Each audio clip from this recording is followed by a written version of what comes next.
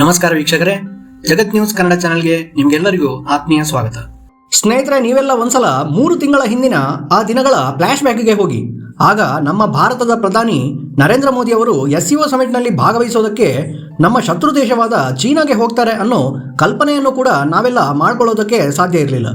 ಆದರೆ ಈ ಜಿಯೋ ಪೊಲಿಟಿಕ್ಸ್ ಅನ್ನೋದರ 180 ಡಿಗ್ರಿಯ ಟ್ವಿಸ್ಟ್ಗಳೇ ಹೀಗೆ. ಅದಕ್ಕೆ ನಾನು ಯಾವಾಗಲೂ ನಿಮಗೆ ನನ್ನ ವಿಡಿಯೋದಲ್ಲಿ ಹೇಳ್ತಾ ಇರ್ತೀನಿ, ಜಿಯೋ ಪೊಲಿಟಿಕ್ಸ್ನಲ್ಲಿ ಯಾವುದೇ ದೇಶಗಳು ಪರ್ಮನೆಂಟ್ ಶತ್ರುಗಳು ಅಲ್ಲ, ಪರ್ಮನೆಂಟ್ ಮಿತ್ರರೂ ಅಲ್ಲ. ಜಗತ್ತಿನ ಯಾವುದೇ ದೇಶದೊಂದಿಗೆ ಅತಿಯಾದ ನಂಬಿಕೆ ಅಥವಾ ಶಾಶ್ವತವಾದ ಶತ್ರುತ್ವ ಇವೆರಡೂ ಕೂಡ ನಮ್ಮ ದೇಶದ ಇಂಡಿಪೆಂಡೆಂಟ್ ಫಾರಿನ್ ಪಾಲಿಸಿಗೆ ಯಾವತ್ತೂ ಒಳ್ಳೆಯದಲ್ಲ ಅನ್ನೋದನ್ನು. ಯಾಕಂದರೆ ಭಾರತ ಮತ್ತು ಚೀನಾದಂತಹ 2 ಬಲಿಷ್ಠ ದೇಶಗಳು ತಮ್ಮ ವ್ಯಾಪಾರ ಮತ್ತು ದೇಶದ ಆರ್ಥಿಕತೆಯ ಕಡೆಗೆ ಗಮನ ಕೊಡೋದನ್ನು ಬಿಟ್ಟು ತನ್ನ ದೇಶದ ಗಡಿಗಳಲ್ಲಿ ಸದಾಕಾಲ ಯುದ್ಧ ಸನ್ನದ್ಧ ಸ್ಥಿತಿಯಲ್ಲಿ ಇದ್ದರೆ ಅದು ನಮ್ಮ ದೇಶದ ಆರ್ಥಿಕ ಬೆಳವಣಿಗೆಯ ವೇಗವನ್ನು ಕುಗ್ಗಿಸೋದಕ್ಕೆ ಕಾರಣ ಆಗುತ್ತೆ. ಇವತ್ತಲ್ಲ ನಾಳೆ ಅನಿವಾರ್ಯವಾಗಿ ಭಾರತ ಮತ್ತು ಚೀನಾ ದೇಶಗಳ ನಡುವೆ ಇರುವ ಆ ಬಾರ್ಡರ್ ಟೆನ್ಷನ್ ಮತ್ತು ಅವಿಶ್ವಾಸವನ್ನು ಹೋಗಲಾಡಿಸುವ ಹಾಗೆ ಪರಸ್ಪರ ಒಪ್ಪಂದಗಳನ್ನು ಮತ್ತು ನಮ್ಮ ವ್ಯಾಪಾರ ವಹಿವಾಟುಗಳನ್ನು ಮತ್ತೆ ಮೊದಲಿನ ಹಾಗೆ ಶುರು ಮಾಡುವ ಕೆಲಸವನ್ನು ನಾವು ಮಾಡಲೇಬೇಕಿತ್ತು. ಆದರೆ ಇವೆಲ್ಲ ಬರೀ 2 ತಿಂಗಳುಗಳ ಒಳಗೆ ಇಷ್ಟು ಬೇಗ ಆಗುತ್ತೆ ಅಂತ ನಮ್ಮಲ್ಲಿ ಯಾರು ಕೂಡ ಅಂದ್ಕೊಂಡಿರಲಿಲ್ಲ. ಇದೆಲ್ಲದರ ಶ್ರೇಯ ಮತ್ತು ಕುಖ್ಯಾತಿ ನಮ್ಮ ಅಮೆರಿಕದ ಅಧ್ಯಕ್ಷ ಡೊನಾಲ್ಡ್ ಟ್ರಂಪ್ ಮಹಾಶಯನಿಗೆ ಹೋಗಿ ಸಲ್ಲಬೇಕು. ಆದರೆ ಈ ಒಂದು ಸಾಧನೆಗಾದರೂ ಅವರಿಗೆ ಒಂದು ನೊಬೆಲ್ ಪ್ರಶಸ್ತಿ ನೀಡಬೇಕು ಅಂತ ಭಾರತ ಮತ್ತು ಚೀನಾ ದೇಶಗಳು ಒತ್ತಾಯವನ್ನು ಮಾಡಿದರೆ ಅದರಲ್ಲಿ ಯಾವ ತಪ್ಪು ಇಲ್ಲ. ಸ್ನೇಹಿತರೆ, ನಮ್ಮ ಭಾರತದ ಪ್ರಧಾನಿ ನರೇಂದ್ರ ಮೋದಿ ಅವರು SCO ಸಮಿಟ್ನಲ್ಲಿ ಭಾಗವಹಿಸಿ ಚೀನಾದ ಅಧ್ಯಕ್ಷ ಕ್ಸಿ ಜಿನ್ಪಿಂಗ್ ಅವರ ಜೊತೆಗೆ ದ್ವಿಪಕ್ಷೀಯ ಮಾತುಕತೆಗಳನ್ನು ನಡೆಸಿರುವುದು ನಿಮಗೆಲ್ಲ ಗೊತ್ತೇ ಇದೆ.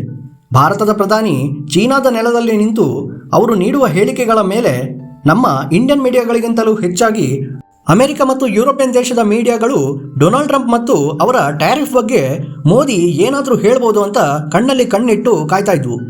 ಆದರೆ ಅಲ್ಲೂ ಕೂಡ ಡೊನಾಲ್ಡ್ ಟ್ರಂಪ್ ಮತ್ತು ಅಮೆರಿಕವನ್ನು ಇಗ್ನೋರ್ ಮಾಡಿದ ನಮ್ಮ ಭಾರತದ ಪ್ರಧಾನಿ ನರೇಂದ್ರ ಮೋದಿ ಅವರು ಭಾರತ ಮತ್ತು ಚೀನಾ ನಡುವಿನ ಸಂಬಂಧ ಸುಧಾರಿಸಲು ಯಾವುದೇ ಥರ್ಡ್ ಪರ್ಸನ್ ಅಥವಾ ಥರ್ಡ್ ಕಂಟ್ರಿಯ ಆರ್ಥಿಕ ನೀತಿಗಳು ಕಾರಣ ಅಲ್ಲ, ಬದಲಿಗೆ ಭಾರತ ಮತ್ತು ಚೀನಾ ದೇಶಗಳ ಮಧ್ಯೆ ಗಡಿಯಲ್ಲಿ ನೆಲೆಸಿರುವ ಶಾಂತಿ ಮತ್ತು ಸ್ಥಿರತೆಯೇ ಕಾರಣ. ಹಾಗೂ ನಮ್ಮ ಸಂಬಂಧ ಗಟ್ಟಿಯಾಗಿ ದೀರ್ಘಕಾಲ ಉಳಿಬೇಕು ಅಂದರೆ 2 ದೇಶಗಳು ಪ್ರತಿಸ್ಪರ್ಧಿಗಳ ಹಾಗೆ ವರ್ತಿಸದೆ ಪರಸ್ಪರ ಸಹಭಾಗಿಗಳ ಹಾಗೆ ವರ್ತಿಸಿ ಭಾರತ ಮತ್ತು ಚೀನಾ ಗಡಿ ನಿಯಂತ್ರಣ ರೇಖೆಯಲ್ಲಿ ನಿರಂತರವಾಗಿ ಶಾಂತಿ ಮತ್ತು ಸ್ಥಿರತೆಯನ್ನು ಕಾಪಾಡುವುದು ಬಹುಮುಖ್ಯ ಅನ್ನೋ ಮಾತನ್ನು ಹೇಳುವ ಮೂಲಕ ಅಮೆರಿಕ ಮತ್ತು ಪಶ್ಚಿಮದ ಮೀಡಿಯಾಗಳ ಕನಸಿಗೆ ತಣ್ಣೀರನ್ನು ಎರಚಿಬಿಟ್ಟಿದ್ದಾರೆ.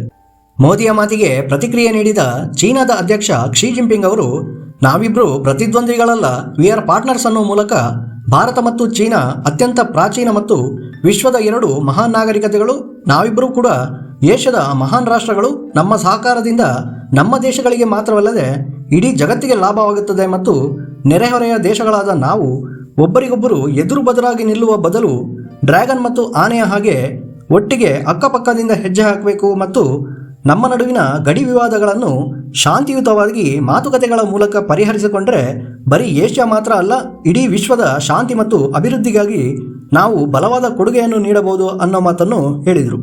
ಸ್ನೇಹಿತರೆ, ಆ ಕಡೆಯಿಂದ ಮೋದಿ ಮತ್ತು ಕ್ಸಿ ಜಿನ್ಪಿಂಗ್ ಅವರು ಡಿಪ್ಲೊಮ್ಯಾಟಿಕ್ ಆಗಿ ಮ್ಯೂಚುವಲ್ ಅಂಡರ್ಸ್ಟ್ಯಾಂಡಿಂಗ್ ಬಗ್ಗೆ ಮಾತುಕತೆ ನಡೆಸ್ತಾ ಇದ್ದರೆ, ಈ ಕಡೆಯಿಂದ ರಷ್ಯಾದ ಅಧ್ಯಕ್ಷ ವ್ಲಾದಿಮಿರ್ ಪುತಿನ್ ಅವರು ಬೇರೆಯೇ ಮೂಡ್ನಲ್ಲಿ ಚೀನಾ ದೇಶಕ್ಕೆ ಬಂದಿದ್ದರು. ಅಮೆರಿಕ ಮತ್ತು ಡೊನಾಲ್ಡ್ ಟ್ರಂಪ್ ಅವರನ್ನು ನೇರವಾಗಿ ತರಾಟೆಗೆ ತೆಗೆದುಕೊಂಡ ಅವರು ಅಮೆರಿಕದ ಏಕಚಕ್ರಾಧಿಪತ್ಯವನ್ನು ಕೊನೆಗೊಳಿಸಲು ಭಾರತ, ರಷ್ಯಾ ಮತ್ತು ಚೀನಾ ದೇಶಗಳು ಸೇರಿ ಒಂದು ಮಲ್ಟಿಪೋಲಾರ್ ವರ್ಲ್ಡ್ ಆರ್ಡರ್ ಅನ್ನು ನಿರ್ಮಾಣ ಮಾಡಬೇಕು ಹಾಗೂ ಅಮೆರಿಕ ಮತ್ತು ಯುರೋಪಿಯನ್ ದೇಶಗಳ ಇಲೀಗಲ್ ಸ್ಯಾಂಕ್ಷನ್ ಮತ್ತು ಟ್ಯಾರಿಫ್ಗಳಿಂದ ತಪ್ಪಿಸಲು ಬ್ರಿಕ್ಸ್ ಸಂಘಟನೆಯನ್ನು ಒಂದು ಆರ್ಥಿಕ ಮಹಾಶಕ್ತಿಯನ್ನಾಗಿ ಬಳಕೆ ಮಾಡಿಕೊಳ್ಬೇಕು ಅನ್ನೋ ಮಾತನ್ನು ನೇರವಾಗಿ ಹೇಳಿದರು.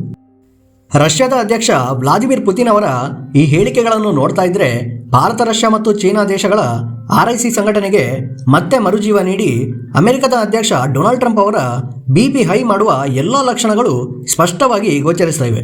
ಹಾಗೆಯೇ ಬ್ರಿಕ್ಸ್ ಸಂಘಟನೆಯನ್ನು ಮತ್ತಷ್ಟು ಬಲಗೊಳಿಸಿ ತನ್ನದೇ ಆದ ಒಂದು ಬ್ರಿಕ್ಸ್ ಕರೆನ್ಸಿಯನ್ನು ಜಾರಿಗೊಳಿಸಿ ಆ ಸಂಘಟನೆಯ ಎಲ್ಲ ಸದಸ್ಯ ದೇಶಗಳು ತನ್ನ ವ್ಯಾಪಾರ ವಹಿವಾಟುಗಳನ್ನು ನಡೆಸಲು ಅದೇ ಬ್ರಿಕ್ಸ್ ಕರೆನ್ಸಿಯನ್ನು ಉಪಯೋಗಿಸುವ ಮೂಲಕ ಅಮೆರಿಕನ್ ಡಾಲರ್ಗೆ ಗುಂಡಿ ತೋಡುವ ಬಗ್ಗೆ ಮಾತುಕತೆಗಳು ಕೂಡ ನಡೆಯಲಿವೆ ಅನ್ನೋ ಸುದ್ದಿಗಳು ಕೂಡ ಮಾಧ್ಯಮಗಳಲ್ಲಿ ಬರ್ತಾ ಇವೆ. ಸ್ನೇಹಿತರೆ, ಈ SCO ಸಮಿಟ್ ಶುರುವಾಗೋದಕ್ಕೆ ಮುಂಚೆಯೇ ಅಮೆರಿಕದ ಕೆಲ ಆರ್ಥಿಕ ತಜ್ಞರು ಡೊನಾಲ್ಡ್ ಟ್ರಂಪ್ ಅವರಿಗೆ ಭಾರತ ಒಂದು ದೊಡ್ಡ ಆನೆ ಇದ್ದ ಹಾಗೆ, ಅದನ್ನು ಟ್ಯಾರಿಫ್ ಹಾಕುವ ಮೂಲಕ ಬಗ್ಗಿಸುವುದು ಅಸಾಧ್ಯ ಮತ್ತು ಈ ರೀತಿ ಮಾಡುವುದರಿಂದ ಭಾರತ ಅಮೆರಿಕದಿಂದ ಇನ್ನಷ್ಟು ದೂರವಾಗುತ್ತಾ ಹೋಗಿ ಚೀನಾದ ಜೊತೆಗೆ ಪರ್ಮನೆಂಟ್ ಆಗಿ ಕೈ ಜೋಡಿಸಿಬಿಟ್ರೆ ಅದರಿಂದ ಅಮೆರಿಕ ದೇಶದ ರಣನೀತಿಗೆ ಮತ್ತು ಅಮೆರಿಕನ್ ಡಾಲರ್ಗೆ ಅತಿದೊಡ್ಡ ಹೊಡೆತ ಬೀಳುವುದಾಗಿ ಅನೇಕ ಬಾರಿ ಎಚ್ಚರಿಕೆಯನ್ನು ಕೂಡ ನೀಡಿದರು. ಆದರೆ ಭಾರತದ ವಿರುದ್ಧ ತನ್ನ ಪರ್ಸನಲ್ ದುಶ್ಮನಿ ತೆಗೆಯಲು ಹೊರಟಿರುವ ಈ ಡೊನಾಲ್ಡ್ ಟ್ರಂಪ್ ಮಹಾಶಯನಿಗೆ ಇದ್ಯಾವುದೂ ಕೂಡ ತಲೆಗೆ ಹೋಗಲೇ ಇಲ್ಲ. ಕೋತಿ ತಾನು ಕೆಡೋದಲ್ಲದೆ ಇಡೀ ವನವನ್ನು ಕೂಡ ಕೆಡಿಸ್ಬಿಡ್ತಂತೆ.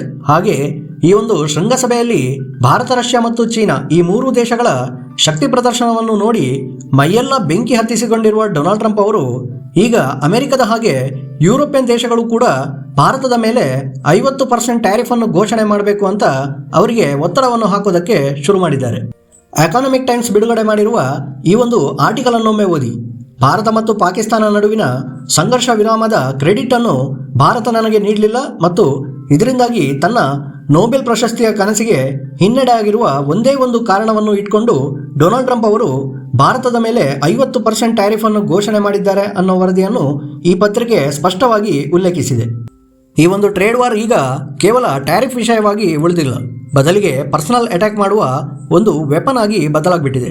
ಇದೇ ಕಾರಣಕ್ಕೆ ಅಮೆರಿಕದ ಹೈಕೋರ್ಟ್ ಕೂಡ ಈ ರೀತಿ ಜಗತ್ತಿನ ದೇಶಗಳ ಮೇಲೆ ಯಾವುದೇ ರೀತಿಯ ಟ್ಯಾರಿಫ್ ಅನ್ನು ಘೋಷಣೆ ಮಾಡುವ ಹಕ್ಕು ಡೊನಾಲ್ಡ್ ಟ್ರಂಪ್ ಅವರಿಗೆ ಇಲ್ಲ ಅನ್ನೋ ತೀರ್ಪನ್ನು ಕೂಡ ನೀಡಿದೆ.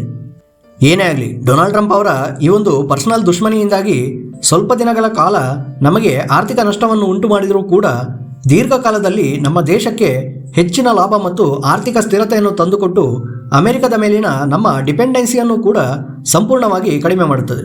ಹಾಗೆಯೇ ಇನ್ನೊಂದು ಮಲ್ಟಿಪೋಲಾರ್ ವರ್ಲ್ಡ್ ಆರ್ಡರ್ನ ನಿರ್ಮಾಣ ಆಗೋದಕ್ಕೂ ಕೂಡ ಇದು ಕಾರಣ ಆಗಿದೆ. ಸ್ನೇಹಿತರೆ, ನಿನ್ನೆ ಚೀನಾದ SCO ಸಮಿಟ್ನಲ್ಲಿ ನಡೆದಿರೋದು ಬರೀ ದ್ವಿಪಕ್ಷೀಯ ಮಾತುಕತೆಗಳು ಮಾತ್ರ. ಆದರೆ ಅಸಲಿ ಮಜಾ ಇರೋದು ಇಂದು ಭಾರತ, ರಷ್ಯಾ ಮತ್ತು ಚೀನಾ ದೇಶಗಳ ಮಧ್ಯೆ ನಡೆಯಲಿರುವ RIC ಸಂಘಟನೆಯ ಮೀಟಿಂಗ್ನಲ್ಲಿ. ಆ ಮೀಟಿಂಗ್ನಲ್ಲಿ ಮೂರು ದೇಶಗಳು ತೆಗೆದುಕೊಳ್ಳುವ ನಿರ್ಧಾರಗಳು ಅಮೆರಿಕ ಮತ್ತು ಡೊನಾಲ್ಡ್ ಟ್ರಂಪ್ ಅವರಿಗೆ ಕೆಟ್ಟ ದುಸ್ವಪ್ನವಾಗಿ ಕಾಡೋದಂತೂ ಖಂಡಿತ ನಿಜ.